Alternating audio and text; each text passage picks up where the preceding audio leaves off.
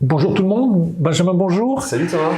On a beaucoup parlé des critères de succès de la prise d'empreinte numérique. Ouais. On a vu qu'il y avait un certain nombre de choses à respecter, hein. Par exemple, éviter de laisser les plafonniers allumés, etc. Bon, il y a plein de choses. On a vu également que il y avait tout un on pouvait utiliser le numérique pour améliorer le résultat final d'un profil d'émergence. Mais maintenant, qu'en est-il de la prise d'empreinte du profil d'émergence? Est-ce qu'on peut prendre un peu comme ça, ou est-ce qu'il y a des astuces, des choses qui fait que l'empreinte pour le profil d'émergence sera meilleure si on fait ci ou ça? Et toi qui as une grosse expérience en numérique, est-ce que tu peux nous faire participer à cette expérience? Tout à fait, tu as raison Thomas, c'est l'enjeu majeur de la prothèse supraimplantaire en zone antérieure et esthétique qui, sur le plan chirurgical, tu le sais très bien parce que tu pratiques tous les jours, est sujette dans quasiment l'intégralité des cas à un remaniement et osseux et gingival.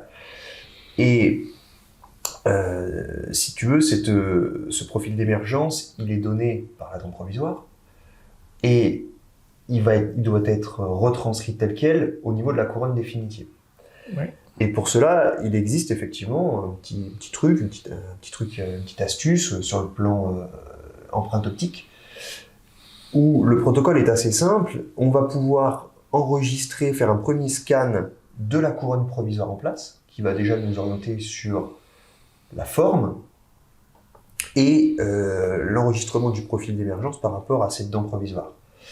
On va faire un deuxième scan, après avoir dévissé la dent provisoire, de l'émergence de l'implant, avec les tissus mous qui ont été sculptés, entre guillemets, par la dent provisoire. Et on va faire un troisième scan de la dent provisoire hors bouche. Et c'est notre prothésiste qui va pouvoir assembler ces trois fichiers pour pouvoir faire une prothèse. La fameuse fusion des fichiers. La fameuse fusion des fichiers, exactement. Qui va pouvoir nous confectionner une dent définitive qui va respecter le profil d'émergence qui avait été préalablement donné par la dent provisoire. Et tout ça va favoriser l'intégration esthétique et l'intégration parodontale de la couronne définitive sur l'implant. Voilà. Donc un protocole simple, mais qui est relativement efficace en zone esthétique et antérieure pour les prothèses définitives supraimplantaires.